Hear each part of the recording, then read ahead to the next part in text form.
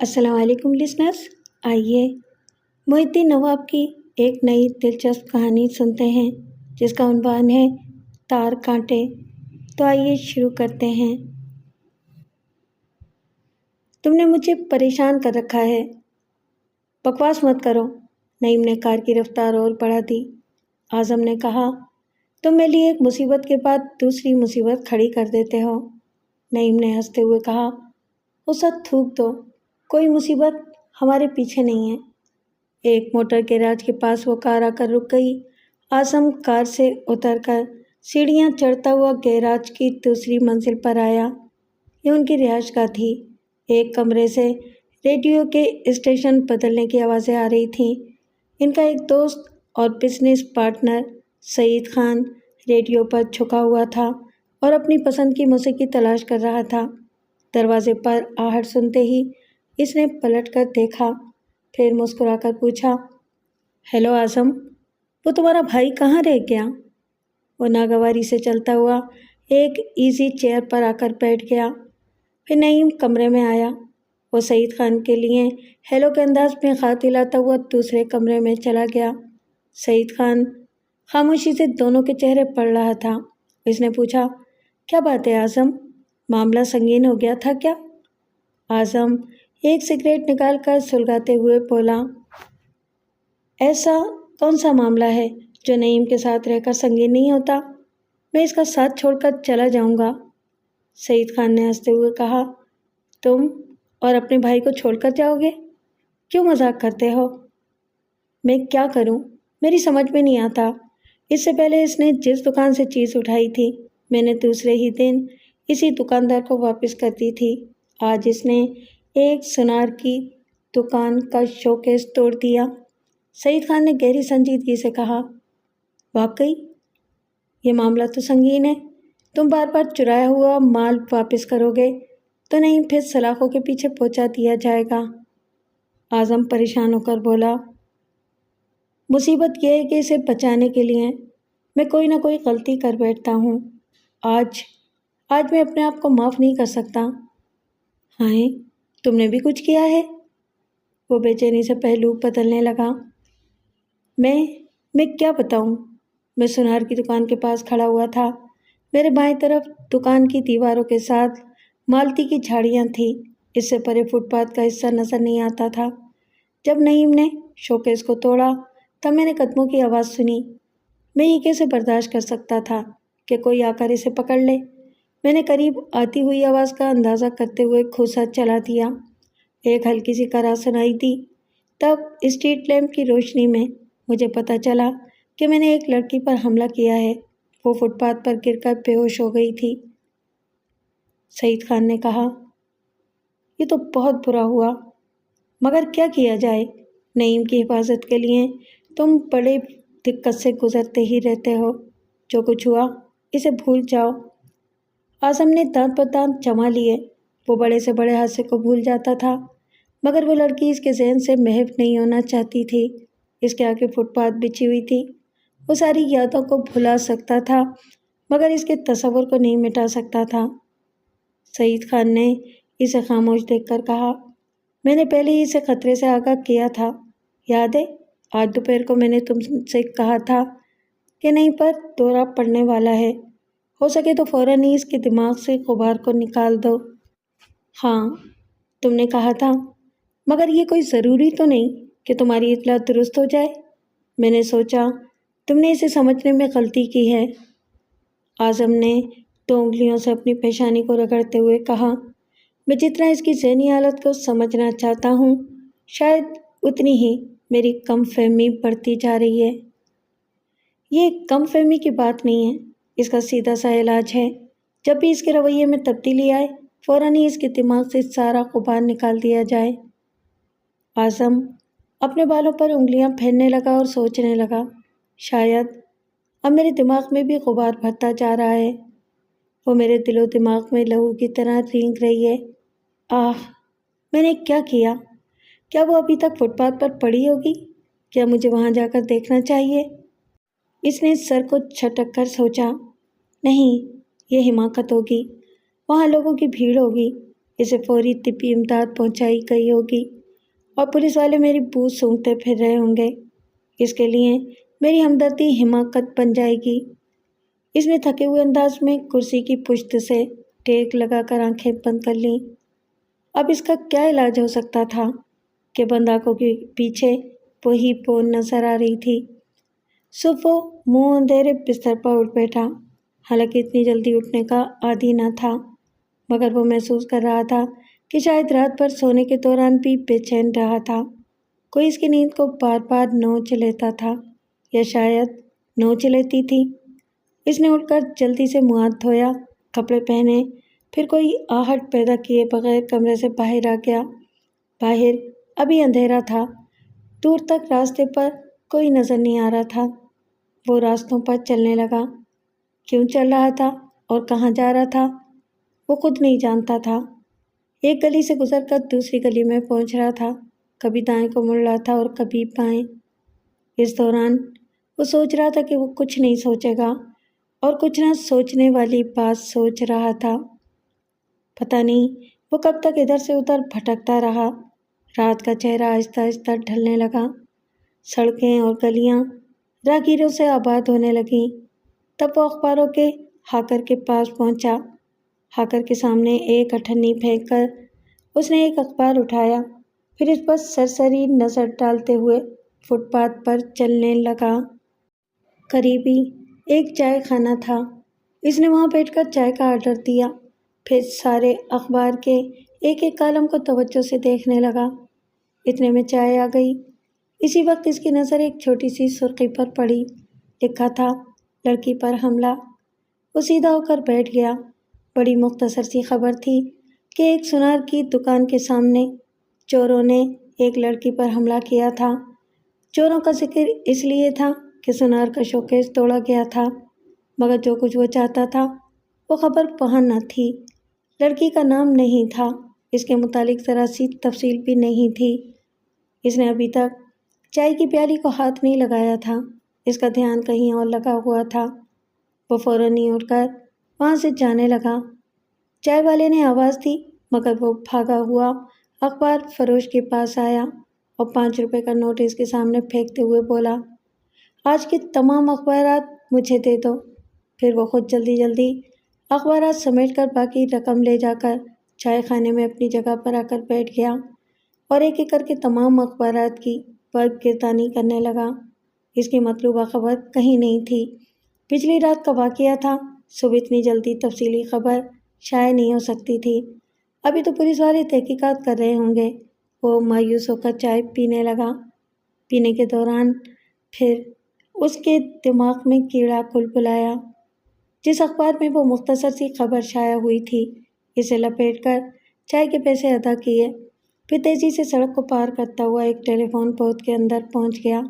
इसने रिसीवर उठाया, सिक्के डाले, फिर इस अखबार के फ़ोन का नंबर डायल करने लगा। थोड़ी देर बाद आवाज़ सुनाई दी, हेलो। आज़म ने लरसती हुई आवाज़ में कहा, हेलो, देखिए आपके अखबार में एक लड़की के मुतालिक खबर शाया हुई है कि एक सुनार की दुकान के पास इस बेचारी पर किसी ने हमला किया है। क्या आप इसकी तफसीलात बता सकते हैं? ज़रा एक मिनट। इस आवाज़ के साथ खामोशी छा गई। वो ज़रा एक मिनट के लिए इंतज़ार करने लगा। फिर दूसरी आवाज़ ने पूछा, फरमाइए, आप क्या चाहते हैं? मैं इस लड़की का नाम और पता मालूम करना चाहता हूँ। ज़रा एक मिनट इंतज़ार करें, हम अभी बताते हैं। इसका दिल धड़कने लगा। इस लड़की के मुतालिक बहुत कुछ मालूम होने वाला था। इसने रिसीवर को कान से चिपका लिया, जैसे मालूमात को दबोच रहा हो।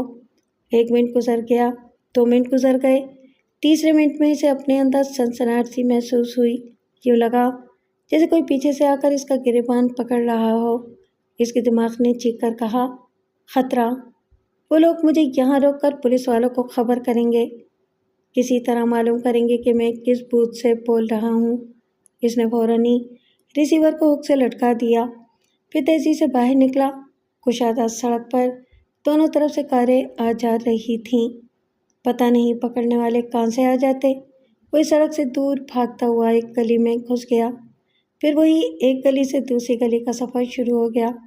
وہ دوڑتے ہوئے انداز میں چل رہا تھا، بار بار پلٹ کر پیچھے دیکھ لیتا۔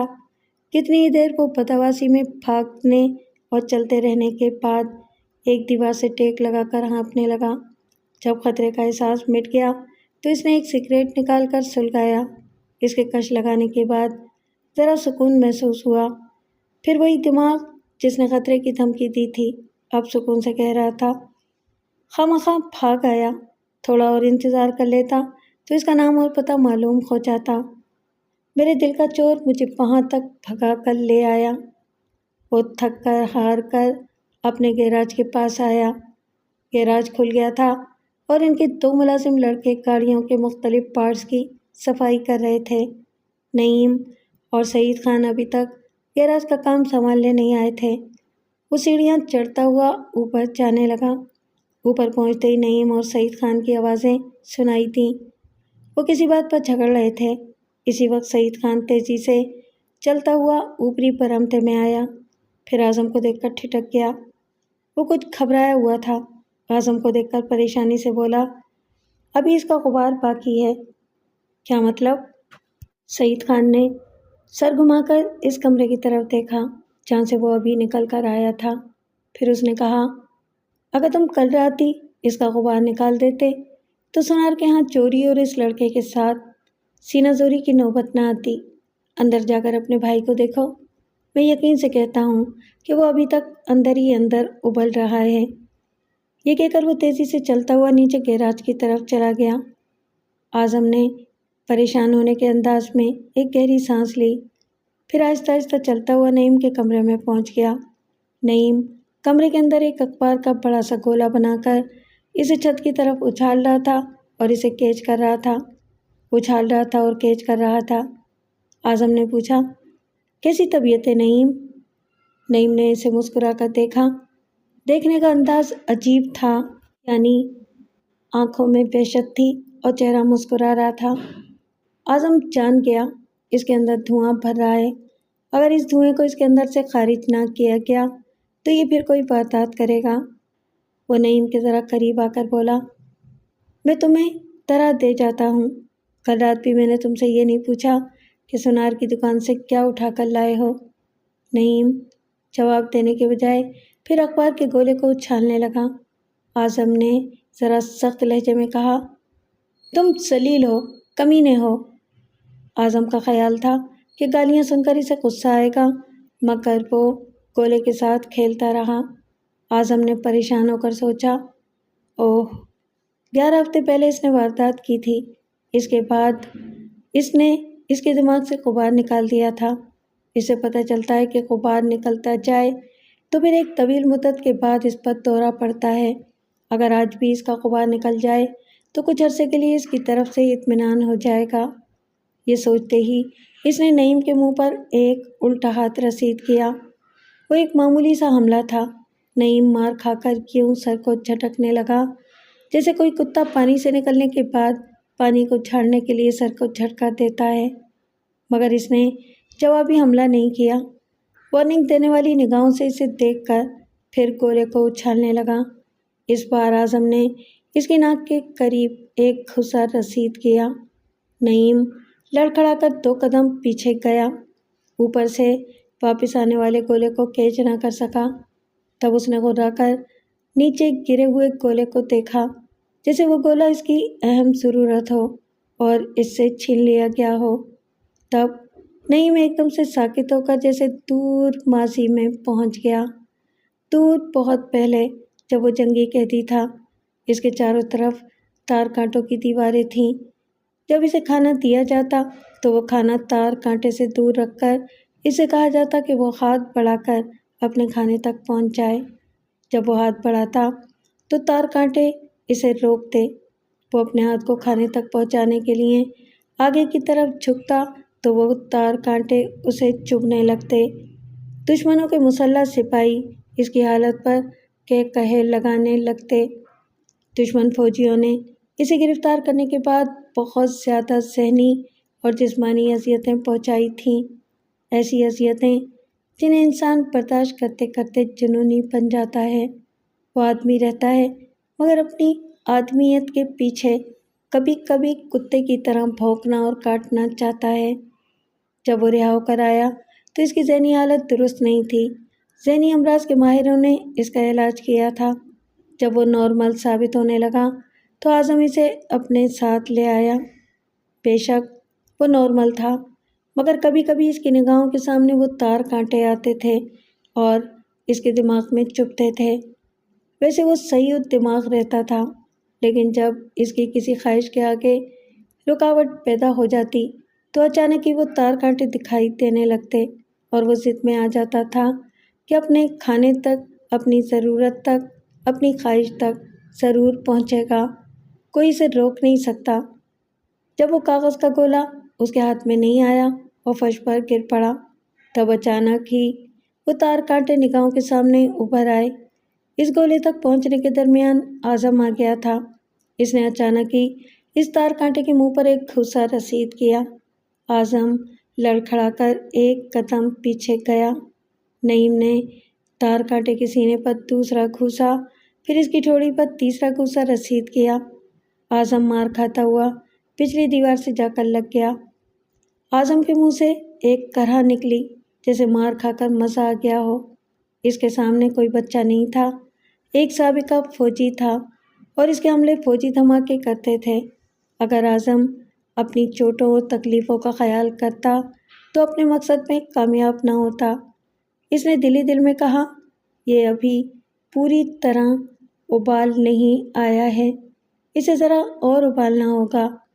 یہ سوچتے ہی اس نے جوابی حملہ کیا۔ جواب میں وہ اور زیادہ بھڑک گیا۔ اس نے اعظم پر پے در پے گھوسوں کی بارش شروع کر دی۔ بڑا زبردست حملہ تھا۔ برداشت کرنے کے باوجود اعظم کے حلق سے کرہیں نکلنے لگیں۔ اس کے باوجود وہ برداشت کر رہا تھا۔ مجھے برداشت کرنا ہوگا۔ اگر یہ غبار یہاں نہ نکلا تو باہر کسی پر نکلے گا۔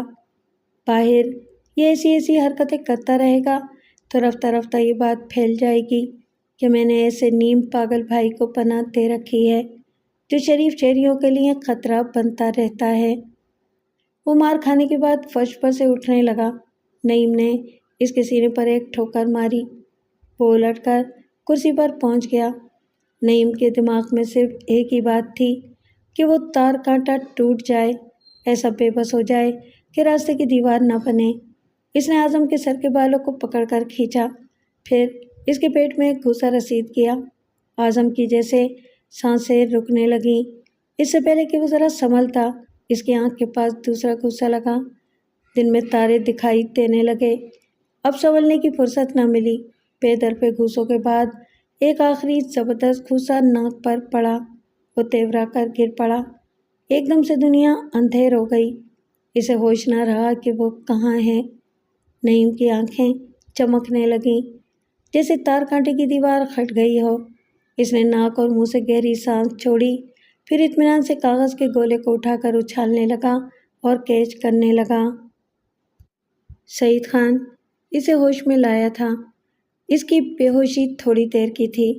ہوش میں آیا تو اس کی ناک اور جبڑے دکھ رہے تھے۔ ظاہری طور پر کوئی زخم نہیں آیا تھا۔ اس نے اٹھ کر بیٹھتے ہوئے پوچھا، نعیم کہاں ہے؟ اب وہ بالکل ٹھیک ہے، بڑی موج میں آ کر نیچے گیراج میں کام کر رہا ہے۔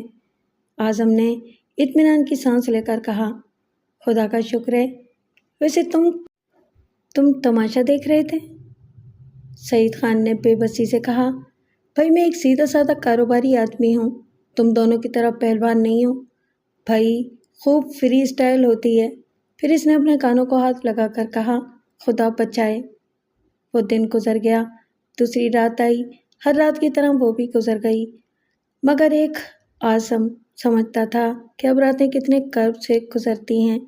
ایک تصور تھا جو اسے بار بار بلاتا تھا، ایک تصویر تھی جو اس کی جاگتی آنکھوں کی پتلیوں میں نقش ہو گئی تھی۔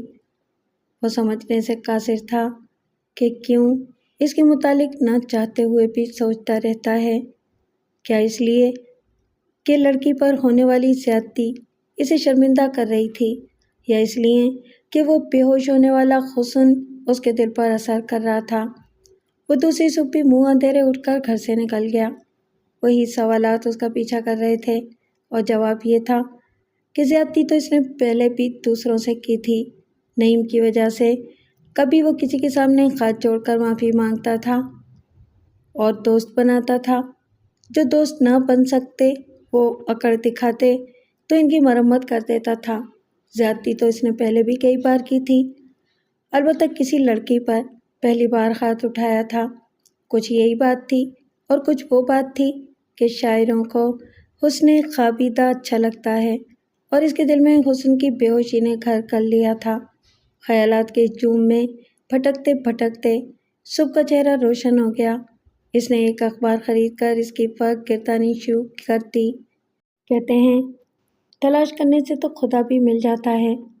اخبار کے آخری صفحے کے آخری کالم میں وہ بھی مل گئی۔ اس کا نام مونا رحمان تھا۔ وہ اپنی بوڑھی ماں کے ساتھ بفر زون کے علاقے میں 7ویں گلی کے 7ویں مکان میں رہتی تھی اور کسی اسکول میں بچوں کو پڑھاتی تھی۔ اعظم جیسے خوشی سے پھٹ پڑنے کو تھا۔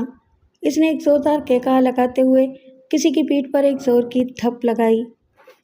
جس بیچارے کی پیٹھ پر قیامت ٹوٹی وہ اخبار کے ڈھیر پر اوندا ہو گیا۔ اخبار فروش نے چیخ کر کہا، یہ کیا بےہودگی ہے؟ اعظم کو ہوش آیا۔ مار کھانے والا غصے میں چھنچھلا کر اٹھ رہا تھا۔ اعظم نے جلدی سے ہاتھ جوڑ کر کہا، معاف کرنا بھائی، ابھی یہاں میرا ایک ساتھی کھڑا ہوا تھا، میں سمجھا وہی ہے۔ پھر وہ سامنے والے کا ہاتھ پکڑ کر کھینچتے ہوئے اسے چائے خانے کی طرف لے جاتے ہوئے بولا، غلطی ہر انسان سے ہو جاتی ہے، شاید ایسی نہ ہوتی ہوگی جیسی مجھ سے ہو گئی، مگر آج یہ ثابت ہو گیا کہ ایسی غلطی بھی ہو ہی جاتی ہے۔ ہی اس نے دانت نکال کر ہنستے ہوئے کہا، آؤ میں تمہیں گرما گرم چائے پلا دوں۔ مار کھانے والا حیران اور پریشان اسے سمجھنے کی کوشش کر رہا تھا۔ وہ مسکراتے ہوئے بولا، صرف چائے سے کیا ہوگا، مجھے بھوک لگی ہے، کل رات سے کچھ نہیں کھایا۔ تب اعظم نے اسے سر سے پاؤں تک دیکھا۔ کوئی مفلوق الخال شخص تھا۔ اسے کچھ دے دلا کر اپنی طرف سے ہونے والی زیادتی کی تلافی کی جا سکتی تھی۔ اس نے جیب سے 10 کے 2 نوٹ نکال کر اسے دیتے ہوئے کہا، جاؤ عید مناؤ، آج میرے لیے بھی عید کا دن ہے۔ پھر وہ کوئی جواب سنے بغیر اس کے پاس سے ہٹ کر پلٹ کر تیزی سے چلتا ہوا بس اسٹاپ کی طرف جانے لگا۔ پہلے اس نے سوچا کہ بس میں بیٹھ کر اپنے گیراج تک جائے، پھر وہاں سے کوئی گاڑی لے کر بفر زون تک جائے۔ اس کی نگاہوں کے سامنے وہ صورت دھیمی دھیمی سی لو دے رہی تھی۔ جی چاہتا تھا پل لگا کر وہاں پہنچ جائے۔ پھر عقل آئی کہ اتنی صبح وہاں سناٹا ہوگا، شاید وہ سو رہی ہوگی۔ یہ بھی ہو سکتا ہے کہ مار کھانے کے بعد وہ اسپتال میں پڑی ہو، شاید ابھی تک زخمی ہو۔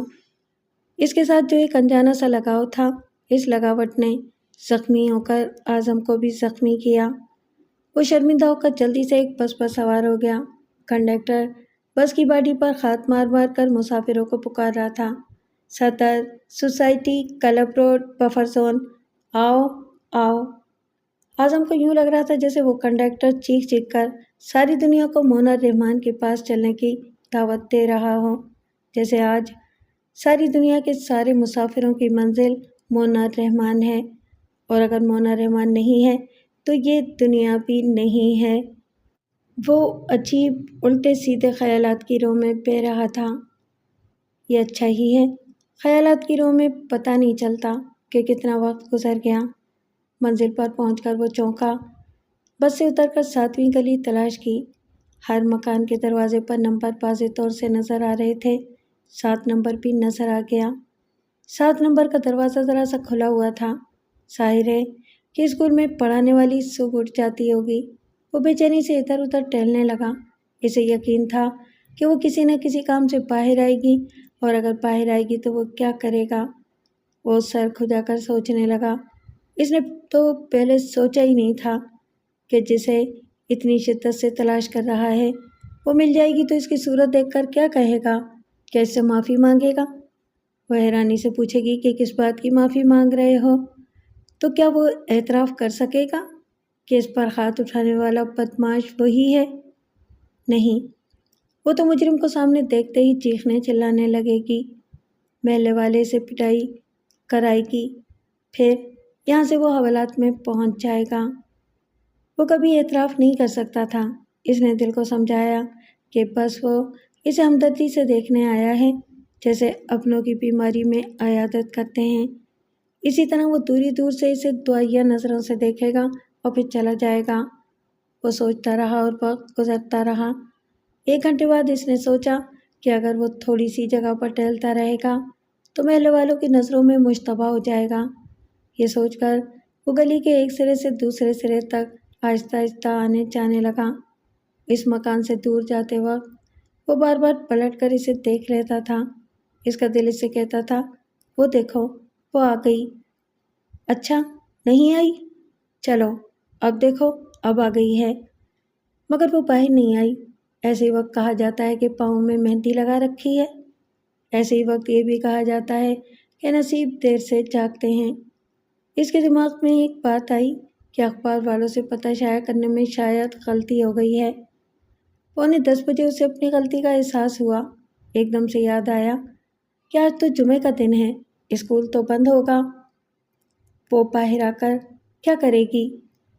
وہ تھکار کر واپس جانے لگا۔ واپس جاتے جاتے قدم رک گئے۔ اس کے قدم آگے بڑھنے سے انکار کر رہے تھے۔ دل کہہ رہا تھا اسکول نہ صحیح، کسی دوسری ضرورت سے تو باہر آ سکتی ہے۔ اس خیال سے وہ پلٹ کر ٹہلنے لگا۔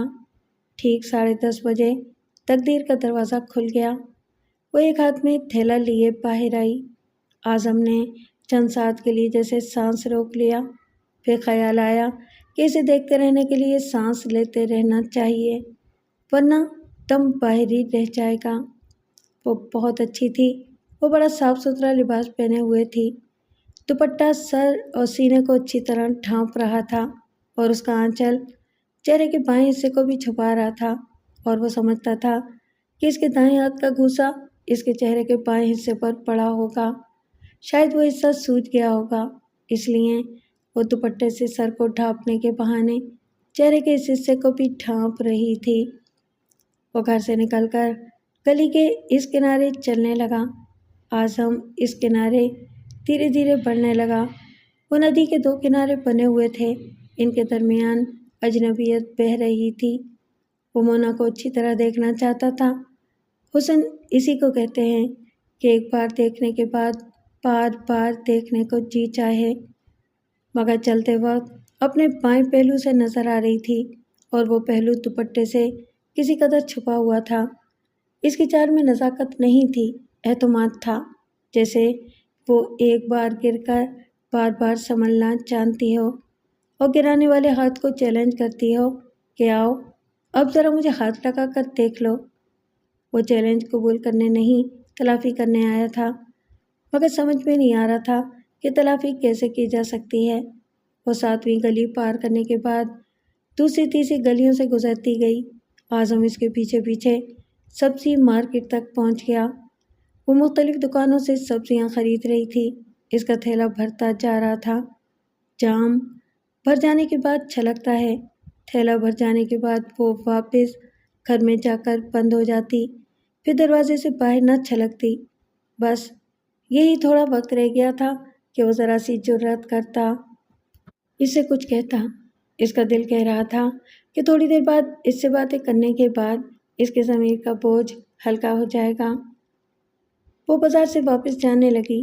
جمعے کے روز نماز سے پہلے خریداروں کی بڑی بھیڑ رہتی ہے۔ وہ دونوں آگے پیچھے مرد عورتوں کی بھیڑ سے گزر رہے تھے۔ پھر بازار گزر گیا، وہی گلیاں آ گئیں۔ وہاں اکا دکا راہگیر نظر آ رہے تھے۔ ہمت نہ ہوئی کہ دن دہاڑے ایک اجنبی لڑکی کو مخاطب کریں۔ ہمت نہ ہو تو کچھ نہیں ہوتا۔ آخرکار وہ 7ویں گلی میں مڑ گئی۔ اچانک ہی اعظم تیزی سے لپکا، جیسے فیلڈ سے باہر جانے والی گیند کو کیچ کرنا ہو۔ وہ اتنی تیزی سے چل رہا تھا جیسے آگے پیچھے کا ہوش ہی نہ ہو۔ وہ مونا کے قریب پہنچا، پھر اسے اوورٹیک کرتے وقت اس کے تھیلے والے ہاتھ پر زور کا ہاتھ مارا۔ مونا کی ایک ہلکی سی کران نکل گئی۔ اس نے اپنی دانش میں ہلکا سا ہاتھ مارا تھا، مگر وہ اس طوفان کی زد میں دائیں سے بائیں گھوم کر لڑکھڑائی، پھر ایک مکان کی دیوار سے ٹک کر سنبھل گئی۔ تھیلا گر پڑا، سبزیاں بکھر گئی تھیں۔ اعظم نے بیک وقت گھبرانے، پریشان ہونے اور شرمندہ ہونے کی ایکٹنگ کی۔ जल्दी से हाथ जोड़कर गिड़गिड़ाते हुए बोला, माफ़ कीजिए का, मैं जल्दी में था। वो अपनी शर्मिंदगी मिटाने के लिए ज़मीन पर उखड़ू बैठ गया। बिखरी हुई सब्जियों को उठा उठाकर थैले में डालने लगा। वो साथ साथ बुड़बुड़ाता जा रहा था, मुझे मालूम होता कि मेरी जल्दबाजी किसी को नुकसान पहुंचाएगी तो मैं पहले ही ऐसी जल्दबाजी पर लानत भेज देता। मोना चंद लम्हों तक जैसे सकते की हालत में रही। पेशज़दा निगाहों से इसे देखती रही। परसों रात एक हादसा हो चुका था, शायद इसीलिए सहम गई थी, मगर अब दिन का वक्त था, डरने की बात नहीं थी। वो जल्दी से सर पर दुपट्टा दुरुस्त करते हुए अपने चेहरे के एक हिस्से को छुपाते हुए बोली, जल्दबाजी का ये मतलब तो नहीं है कि तुम दाएं बाएं न देख सको, बिल्कुल ही अंधे बन जाओ। वो थैले को उठाकर इसकी तरफ बढ़ाते हुए बोला, मुझे अंधा ही समझकर माफ़ कर दो, यकीन करो मैं बहुत शर्मिंदा हूँ। वो समझदार थी, इसकी शर्मिंदगी को समझ रही थी। वो इसके हाथ से थैले को लेते हुए बोली, कोई बात नहीं, यकीन करो अभी मुझे बिल्कुल होश नहीं था कि मैं कहाँ जा रहा हूँ। आप सहम गई हैं? मैं नहीं तो मैं इतनी बुज़दिल नहीं हूँ जितना कि तुम समझ रहे हो। वो आगे बढ़ने लगी। आज़म ने फिर इसके हाथ से थैले को लेते हुए कहा, मैं तलाफ़ी करना चाहता हूँ, मैं इसे तुम्हारे घर तक पहुँचा दूँगा। नहीं, मैं खुद ले जाऊँगी, तुम तो जल्दी में हो। नहीं, अब जल्दी नहीं है। क्या मतलब? क्या महज मुझे धक्का मारने की जल्दी थी? नहीं, मैंने जानबूझकर ऐसा नहीं किया। देखो ना, हादसे तो होते ही रहते हैं, जब तक हम ज़िंदगी गुजारते हैं कुछ न कुछ तो होता ही रहता है। क्या तुम्हें कभी कोई हादसा पेश नहीं आया? मोना के चेहरे पर एक साया सा गुजर गया। यकीनन इसे परसों की रात याद आ गई थी। आज़म ने ज़बरदस्ती इसके हाथ से थैला ले लिया। वो नाराज़गी से बोली, ये क्या हरकत है? खुदा के लिए नाराज़ न होना, मैं इसी तरह अपनी शर्मिंदगी मिटा सकता हूँ। मगर जो होना था वो हो चुका। हाँ, मगर होने के बाद भी तो पशेमानी रहती है। यूँ समझ लो तुम्हारा बोझ उठाने में खुशी महसूस हो रही है। मोना ने कनखियों से इसे देखा। वो दांत निकाल कर मुस्कुराने लगा। मैं सच कहता हूँ, मैं तुम्हारे लिए इससे भी ज़्यादा बोझ उठा सकता हूँ। क्या तुम दिल से ही बात कह रहे हो? आज़म का दिल धड़कने लगा। हाँ, दिल की गहराइयों से कह रहा हूँ। वो अपने होंठ खींचकर सोचने लगी, फिर बोली, मैं एक चीज़ खरीद नहीं सकी क्योंकि वज़नी थी। क्या तुम उठाकर ला सकोगे? मोना के चेहरे पर संजीदगी थी, मगर छुपी हुई शरारत आंखों से झलक रही थी। वो खुश होकर कह रहा था, एक नहीं 1000 बार, तुम कहो तो रोज़ तुम्हारे घर का सौदा ला दिया करूं। वो संजीदगी से मुस्कुराती हुई वापस बाजार की तरफ जाने लगी। आज़म इसके साथ चलने लगा। वो सोच रहा था कि अब क्या बात करनी चाहिए। वो खामोश थी, न बोल रही थी, न बोलने का हौसला दे रही थी। आज़म की समझ में कुछ न आया तो उसने कहा, आज का दिन बहुत अच्छा है। वो सर हिलाकर बोली, आदमी अच्छी तरह रहना चाहे तो हर दिन अच्छा होता है। बेशक। इसकी समझ में न आया कि आगे क्या बोले। वो मौजू की तलाश करते करते इसके साथ एक बड़ी सी दुकान के सामने पहुंच गया। वो दुकान के दरवाजे पर पहुंचकर बोली, ज़रा ठहरो, मैं आती हूँ। वो आगे बढ़कर सेल्समैन से बातें करने लगी। थोड़ी देर बाद सेल्समैन दुकान के अंदरूनी हिस्से में गया। 1 मिनट बाद ही 2 आदमी एक बड़ा सा ड्रम उठा कर लाए। इसकी ऊंचाई 4 फीट और इसकी चौड़ाई भी तकरीबन वही थी। ऐसे ड्रम गलियों में कचरा फेंकने के लिए रखे जाते हैं। मोना ने इसे हाथ के इशारे से बुलाया, फिर मुस्कुराकर बोली, मेरा ख्याल है कि ये तुम्हारे लिए ज़्यादा वज़नी नहीं होगा। इसने ड्रम के कुंडे को दाएं हाथ से पकड़कर उठाया और फिर इसे अपनी पीठ पर लाद लिया। मोना इसकी कीमत अदा करके बाहर आ गई। इसने साथ साथ चलते हुए कहा, तकलीफ़ तो नहीं हो रही है? सुना है तकलीफ़ के बाद राहत मिलती है। अच्छा, तो तुम्हें यकीन है कि वो मिलने वाली है? कौन? इसने बोझ को संभालते हुए पूछा। वही राहत जो तुम्हें मिलने वाली है। कहाँ रहती है वो? वो दांत निकाल कर हंसने लगा। ड्रम का कुंडा कलाई में चुभ रहा था। वो काफ़ी वज़नी था। वैसे حقیقتاً وہ زیادہ سے زیادہ وزن اٹھا سکتا تھا، مگر ایک کلی کی طرح اٹھا کر چلتے ہوئے جھینپ رہا تھا۔ وہ بولی، مجھے افسوس ہے کہ تمہیں زحمت اٹھانا پڑی، ویسے تمہارا مقصد پورا ہو گیا ہوگا۔ ہاں، کیسا مقصد؟ میں تو اپنی غلطی کی تلافی کر رہا ہوں، تم کہو گی تو اس سے بھی زیادہ بوجھ اٹھا لوں گا۔ تم کتنے اچھے ہو، تم نے میری مشکل آسان کر دی۔ کل مجھے فرنیچر خرید کر لانا ہے، تم رہو گے تو گاڑی کا کرایہ بچ جائے گا۔ ہیں؟ وہ گھبرا کر بولا، کل تو میں بہت مصروف ہوں۔ کوئی بات نہیں، پرسوں صحیح۔ ہاں، اتفاق سے پرسوں بھی مجھے کام ہے۔ اف، یہ کلائی دکھ رہی ہے۔ وہ بولی، میرا خیال ہے کہ تمہارے پاس دوسری بھی کلائی ہے۔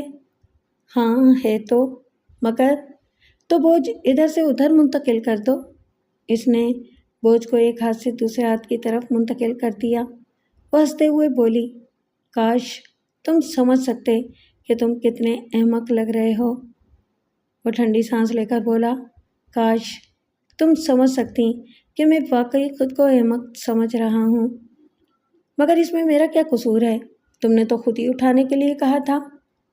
ہاں، اس وقت میں نہیں جانتا تھا کہ عورت مرد کو بار برداری کا جانور سمجھتی ہے۔ وہ 7 نمبر کے مکان کے دروازے پر پہنچ گیا۔ مونا نے دروازے پر دستک دی۔ اندر سے ایک خاتون کی آواز سنائی دی، کون ہے؟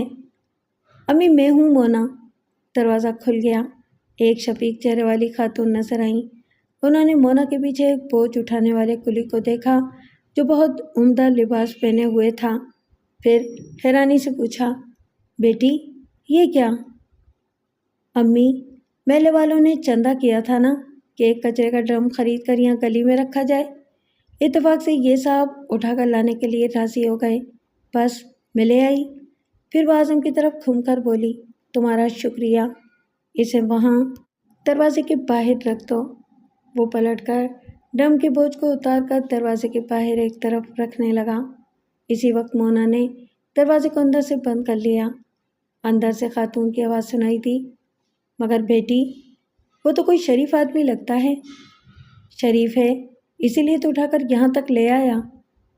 تو پھر اسے بلاؤ، کم سے کم چائے شربت کے لیے تو پوچھ لو۔ ہو امی، آپ ہی کمال کرتی ہیں، گھر میں چینی ختم ہو چکی ہے اور وہ بھی جا چکا ہے، چلیے اب یہاں سے۔ قدموں کی آوازیں سنائی تھیں جو وہ دور جاتے جاتے گم ہو گئیں۔ خاموشی، گہری خاموشی۔ وہ اپنا سر کھجاتے ہوئے بند دروازے کو یوں کھود رہا تھا جیسے زندگی میں پہلی بار ایسے دروازے کو دیکھ رہا ہو۔ وہ کار کے نیچے ایک چٹائی پر لیٹا ہوا تھا اور ایک ہاتھ میں پلاس لیے کار کے نٹ بولٹ کو درست کر رہا تھا۔ کام ہو یا آرام ہو، ہر گھڑی ہر لمحہ اسی کی یاد آتی تھی، اسی کی باتیں اس کے کان سنتے رہتے تھے، جیسے کانوں میں ایئر فون لگا رکھا ہو اور وہ بفر زون کی 7ویں گلی سے گزرتے ہوئے اسے بولتی جا رہی ہو۔ اب محبت کے کچھ اسرار اس پر کھل رہے تھے۔ اب اسے یوں لگ رہا تھا جیسے وہ اسے دیکھنے سے پہلے، بہت پہلے، اپنے خوابوں کے کسی آئینے میں دیکھ چکا تھا۔ سمجھ میں نہیں آتا تھا کہ وہ اسے جاننے سے پہلے کیسے جانتا تھا۔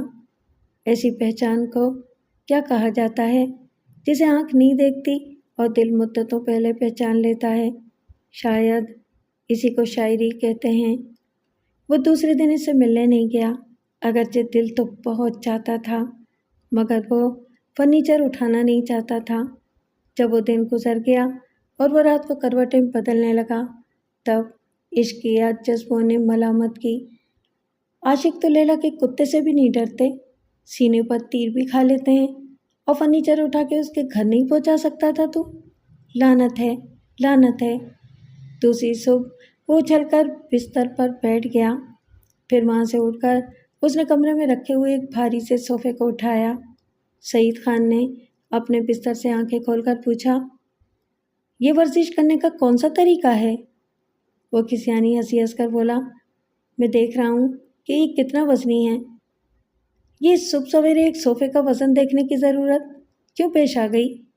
وہ لباس بدلنے کے دوران بولا، یار تم تو پیچھے ہی پڑ جاتے ہو، آدمی کو بوجھ اٹھانے کی عادت پڑنی چاہیے۔ سعید خان بستر پر بیٹھ کر حیرانی سے گھورتے ہوئے بولا، کیا نعیم کی طرح تم بھی دماغی مریض بنتے جا رہے ہو؟ وہ مسکراتا ہوا کمرے سے باہر آ گیا۔ تقریباً 1.5 گھنٹے بعد وہ بفر زون کی 7ویں گلی میں تھا۔ نئے دن کی چہل پہل شروع ہو گئی تھی۔ وہ بڑے اچھے موقع پر پہنچا تھا کیونکہ مونا اسی وقت گھر سے نکل رہی تھی۔ دونوں نے ایک دوسرے کو دیکھا۔ مونا نے یوں دیکھا جیسے گھر سے نکلتے وقت یوں ہی کسی پر نظر پڑ گئی ہو۔ پھر وہ ایک طرف جانے لگی۔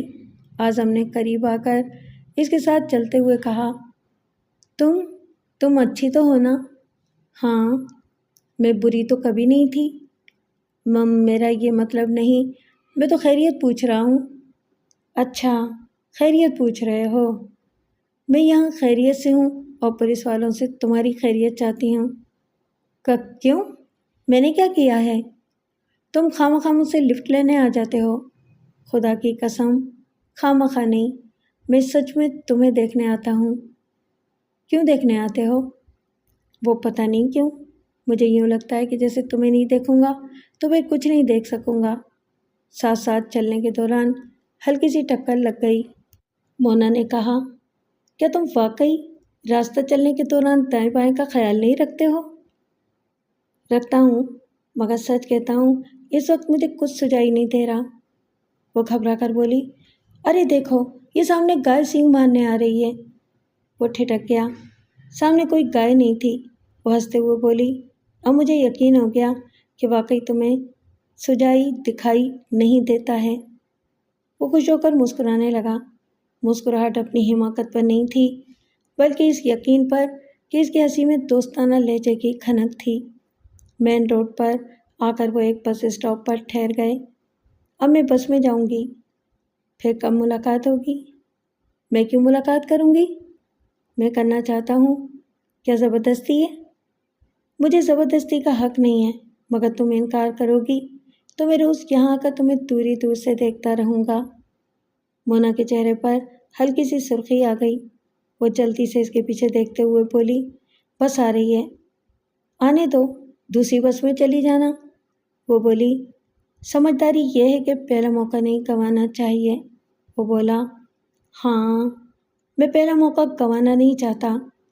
وہ اس کی طرف دیکھتی رہ گئی، جانے کیا سوچے تھیں کہ اس کے دماغ میں کٹمٹ ہو رہی تھی۔ بس آئی، ذرا رکی اور پھر چلی گئی۔ اعظم نے آہستگی اور بڑے پیار سے کہا، مونا، میں بہت خوش ہوں کہ تم نے میری خاطر ایک بس چھوڑ دی۔ وہ حیرانی سے بولی، تمہیں میرا نام کیسے معلوم ہوا؟ وہ ذرا گڑبڑا گیا کیونکہ یہ نام تو اخبار میں شائع ہوا تھا۔ پھر اس نے جلدی سے کہا، وہ پرسوں تم نے اپنے گھر کے دروازے پر دستک دینے کے بعد اپنی امی کو اپنا نام بتایا تھا نا؟ وہ مطمئن ہو کر بولی، مگر میں نے بے تکلفی سے نام لینے کی اجازت تو نہیں دی ہے۔ اسے کوئی فرق نہیں پڑتا، تم ناراض ہوتی ہو تو میں تمہیں محترمہ، جناب اور بیگم صاحبہ کہہ لیا کروں گا، مگر تم اپنے نام کی مٹھاس کو میرے ہونٹوں سے چھین کر ظلم کرو گی۔ وہ پریشان ہو کر اس کا منہ تکنے لگی۔ اس کے چہرے پر ایسی پریشانی تھی جس سے ناراضگی ظاہر نہیں ہوتی تھی، بلکہ یوں لگتا تھا جیسے وہ کسی فیصلے پر پہنچنا چاہتی ہو۔ اتنے میں دوسری بس آ گئی۔ وہ جلدی سے اس پر سوار ہو گئی، ایک کھڑکی کے قریب بیٹھ گئی۔ اعظم اسے بڑی محبت سے دیکھ رہا تھا اور وہ سر جھکائے بیٹھی ہوئی تھی۔ سر جھکانے کے باوجود وہ سمجھ رہی تھی کہ دو سوالیہ آنکھیں اسے دیکھ رہی ہیں اور خود اس سے اسے ہی مانگ رہی ہیں۔ بس آگے بڑھ گئی، وہ پیچھے رہ گیا۔ وہ ملاقات بڑی امید افزا تھی۔ مونا نے زبان سے کوئی وعدہ نہیں کیا تھا، آئندہ ملاقات کا وعدہ بھی نہیں کیا تھا۔ بات یہ ہے کہ موقع ہی نہیں ملا تھا۔ پتہ نہیں زبان سے اور آنکھوں سے کیا کیا باتیں ہو گئی تھیں۔ وہ تنہائی میں بیٹھ کر سوچتا تھا اور مسکراتا تھا اور اپنی حماقت پر افسوس کرتا تھا کہ باتوں ہی باتوں میں وہ آئندہ ملاقات کی باتیں کرنا بھول گیا تھا۔ دوسری شام وہ اس کے دروازے پر پہنچ گیا۔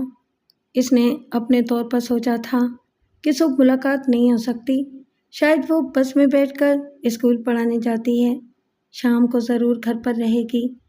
دروازے پر دستک دینے کے بعد اندر سے قدموں کی آواز سنائی دی۔ دل دھڑکنے لگا۔ کہ وہ آ رہی ہے۔ دروازہ کھل گیا۔ سامنے اس کی ماں کھڑی تھی۔ وہ ایک دم سے بوکھلا گیا۔ محبوبہ کا تصور کرو تو اس تصور میں اس کی ماں کبھی نہیں آتی۔ حقیقی زندگی کا دروازہ کھولو تو سامنے آ جاتی ہے۔ اس نے جلدی سے ہاتھ اٹھا کر کہا، السلام علیکم۔ وعلیکم السلام۔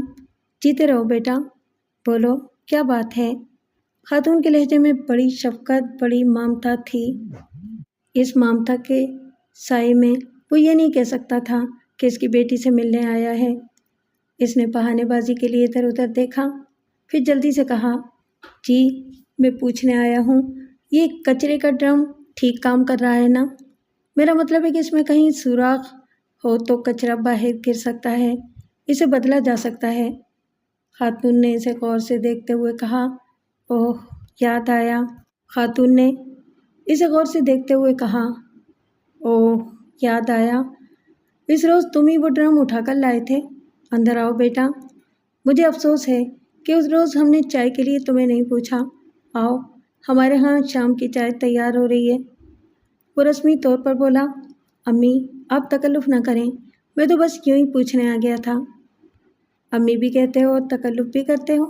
آ جاؤ بیٹا، دروازے پہ کھڑے ہو کر باتیں نہیں کرنی چاہیے۔ وہ اندر آ گیا، مگر اب اپنے اندر شرمندہ ہو رہا تھا۔ وہ اس ماں کے پاس کھڑا تھا جس کی بیٹی پر رات کی تاریکی میں اس نے حملہ کیا تھا۔ مار کا جواب مار سے ملنا چاہیے تھا۔ اگر وہ خاتون اس کے منہ پر تھپڑ لگا دیتی تو اس کا ضمیر مطمئن ہو جاتا۔ وہ یوں شرمندہ ہو کر نہ سوچتا۔ خاتون مونا کو آوازیں دیتی جا رہی تھیں، مونا ذرا چولہے کے پاس سے یہاں آ جاؤ۔ ابھی آئی امی۔ وہی رس بھری آواز دور سے سنائی دی۔ اس آواز کے ساتھ ہی وہ دل لبھانے والی ہستی تصور میں سراپا بن کے آ گئی۔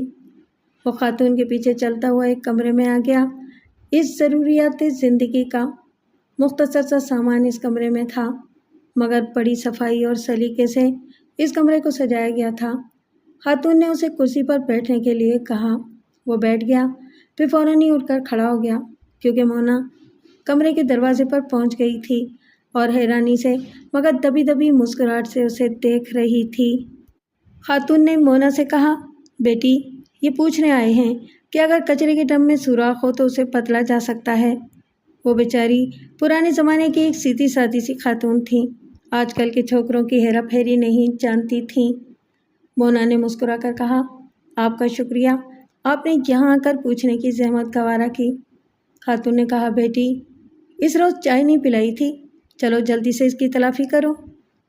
اعظم نے کہا، امی اس روز چینی نہیں تھی، میں نے باہر سے سن لیا تھا، مجھے راشن شاپ کے دام سے چینی مل جاتی ہے، اگر آپ کو ضرورت ہو تو کل میں پہنچا دوں گا۔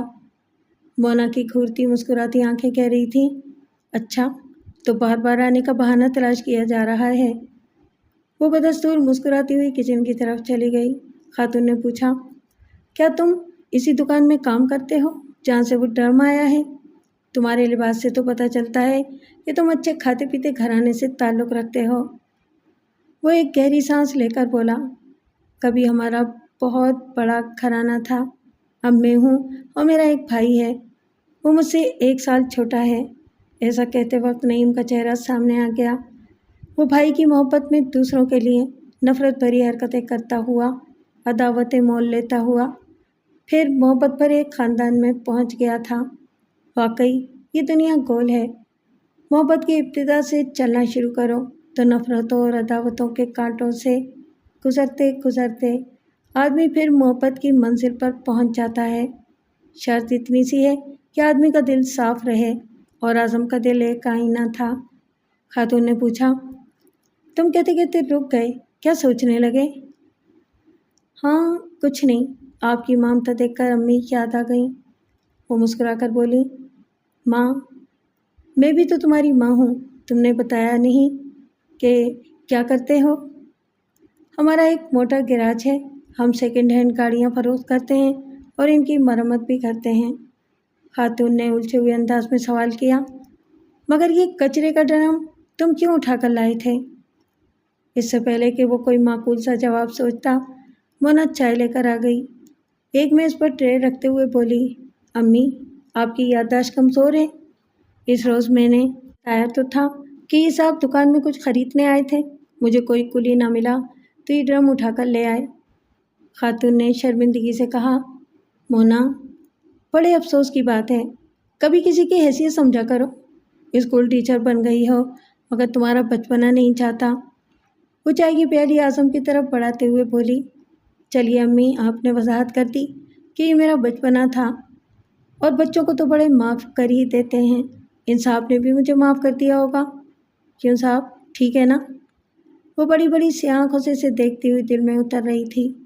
اعظم نے پیالی لیتے ہوئے کہا، مگر معافی کا سوال پیدا ہی نہیں ہوتا، بھائی آپ کو مددگار کی ضرورت تھی، میں نے یہاں تک آپ کی مدد کر دی، اس کے بدلے مجھے یہ خلوص و محبت مل رہی ہے۔ خاتون ممتا بھرے انداز میں مسکرانے لگی، تم بہت اچھے ہو بیٹا، کل چینی لا کر دو گے نا؟ مونا انہیں 5 سیر چینی کے پیسے دے دو، اعظم نے کہا، اور ہاں اس میں سے 50 پیسے کاٹ لینا۔ خاتون نے حیرانی سے پوچھا، کس بات کے 50 پیسے؟ یہ ایک پیالی چائے جو میں پی رہا ہوں اس کی قیمت 50 یا 60 پیسے ہو سکتی ہے۔ دیکھیے برا نہ مانیں، آپ کہیں گی کہ گھر میں چائے پلانے کے پیسے نہیں لیے جاتے، پھر میں کہوں گا کہ اپنے گھر میں چینی کے پیسے بھی نہیں لیے جاتے۔ دونوں ماں بیٹی ہنسنے لگیں۔ خاتون نے کہا، بے شک یہ تمہارا گھر ہے، مگر تم نے پیسے نہ لیے تو ہماری خودداری یہ گوارا نہ کرے گی، اس سے بہتر ہے کہ ہمارے لیے چینی نہ لاؤ۔ یہ کیسے ہو سکتا تھا کہ وہ چینی نہ لاتا؟ تو وہاں دوسری بار آنے کا بہانہ بھی نہ تھا، لہٰذا وہ پیسے لینے کے لیے راضی ہو گیا۔ چائے پینے کے بعد تھوڑی دیر تک ادھر ادھر کی باتیں ہوتی رہیں۔ خاتون سلائی کرنے کے لیے مشین کے پاس بیٹھ گئیں۔ مونا اسے رخصت کرنے کے لیے بیرونی دروازے کی طرف آئی۔ اعظم نے آہستگی سے کہا، جمعے کو چھٹی ہوتی ہے اور تم گھر میں رہتی ہو؟ وہ بولی، کیا جمعے کو چینی لانے کا ارادہ ہے؟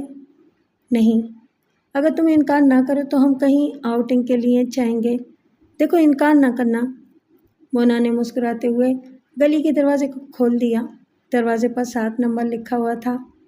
وہ باہر نکل کر بولا، تمہاری خاموشی کا مطلب ہے اقرار، میں خوش نصیب ہوں نا؟ مونا نے پیار سے دیکھتے ہوئے مسکراتے ہوئے دروازے کو بند کر دیا۔ اعظم نے خوش ہو کر دروازے کے 7 نمبر کو دیکھا۔ 7 نمبر تو واقعی خوش نصیبی لاتا ہے۔ وہ شام کے 6 بجے گیراج بند کر دیتے تھے، اس کے بعد کہیں تفریح کے لیے نکل جاتے تھے یا پھر تاش کھیلنے بیٹھ جاتے تھے۔ نعیم نے کہا، آج تاش کی بازی ہو جائے؟ سعید خان نے کہا، ابھی مجھے بلو رنگ کی ٹوئیٹا کے ایک دلال سے ملاقات کرنی ہے، یہ گاڑی بڑا منافع دے گی، میں جا رہا ہوں، تم دونوں کھیلتے رہو۔ وہ چلا گیا۔ اعظم بھی کھلی فضا میں گھومنا چاہتا تھا، مگر بھائی کی خوشی کے لیے تاش کھیلنے بیٹھ گیا۔ اعظم کے سینے میں بہت اچھا دل تھا۔ نعیم بھی کبھی ایسا ہی تھا۔ ان کی والدہ کہا کرتی تھیں، میرے بچے بڑے ہی محبت کرنے والے ہیں، انہوں نے کبھی کسی کا دل نہیں دکھایا۔ ماں کے قدموں تلے جو جنت ہوتی ہے، یہ دونوں واقعی اس کے حقدار ہیں۔ اعظم اپنے بھائی کو بہلاتے رہنے کی ہر ممکن کوشش کرتا رہتا تھا۔ ماں مر چکی تھی، اگر وہ زندہ ہوتی تو یہ دیکھ کر اس کا کلیجہ چھلنی ہو جاتا کہ دنیا والوں نے اس کے چھوٹے بیٹے کے دل سے محبت نوچ کے پھینک دی تھی، اور محبت کو نوچنے کے بعد دل میں جو جگہ خالی رہ گئی وہاں نفرت اور انتقام کے انگارے بھر دیے تھے۔ اعظم اپنے بھائی کو بہلاتے رہنے کی ہر ممکن کوشش کرتا رہتا۔ اس وقت بھی وہ اسے تاش کے پتوں سے بہلا رہا تھا، کبھی وہ ہار جاتا تھا، کبھی نعیم ہار جاتا تھا۔ ایسے وقت نعیم کو غصہ نہیں آتا تھا کیونکہ وہ بالکل ہی پاگل نہیں تھا، اتنی سوجھ بوجھ تھی کہ تاش کے پتے کسی کے نہیں ہوتے۔ اعظم نے کھیل کے دوران اسے سمجھایا، نعیم تم تاش کے پتوں سے بھی بہت کچھ سیکھ سکتے ہو، آدمی کو اپنی زندگی میں کبھی کبھی ہارنا بھی پڑتا ہے، مگر تم اپنی زندگی میں کبھی کسی سے ہارنا نہیں چاہتے، یہ بری بات ہے۔ نعیم نے پوچھا، کوئی میری پسند کی چیز مجھ سے چھیننا چاہے تو کیا میں ہار مان کر اسے دے دوں؟ کیوں دے دوں؟ جس کے لیے میں سمجھتا ہوں کہ اس پر میرا حق ہے وہ چیز مجھے ملنی چاہیے۔ اگر یہ دنیا میری اتنی سی بات نہیں مانتی تو جاؤ، میں دنیا کو نہیں مانتا۔ اعظم نے بے بسی سے پوچھا، ایسا کب تک ہوگا نعیم؟ अगर तुम कानून की नज़रों में आ गए तो तुम किसी मेंटल अस्पताल या किसी पागल खाने पहुंचा दिए जाओगे, और मैं तुम्हें खोना नहीं चाहता। नईम ने परेशान होकर कहा। मैं क्या करूं? मैं बर्दाश्त करना चाहता हूं, मगर इस वक्त बर्दाश्त नहीं कर सकता। यूँ लगता है जैसे मैं नहीं, मेरे अंदर कोई दूसरा है, और वो दूसरा आदमी जब छीनता झपटता है और किसी रास्ते में आने वाले को कुचलता है तो मुझे बहुत अच्छा लगता है। वो खेलने के दौरान छोटी छोटी रकम हारते रहे और जीतते रहे। दोनों भाइयों के पैसे एक दूसरे की जेब में आते रहे और जाते रहे। फिर नईम ने पत्ते फेंक कर कहा, भूख लगी है, चलो किसी अच्छे होटल में खाना खाएंगे। वो दरवाजे को मुकफ्फल करके बाहर आ गए। नईम से कोई खतरा नहीं था, वो बिल्कुल नॉर्मल था। आज़म के हिसाब से अब 1-2 महीने के बाद इस पर दौरा पड़ सकता था। यूँ भी वो चाहता था कि नईम को एक ही माहौल में महदूद ना रखे।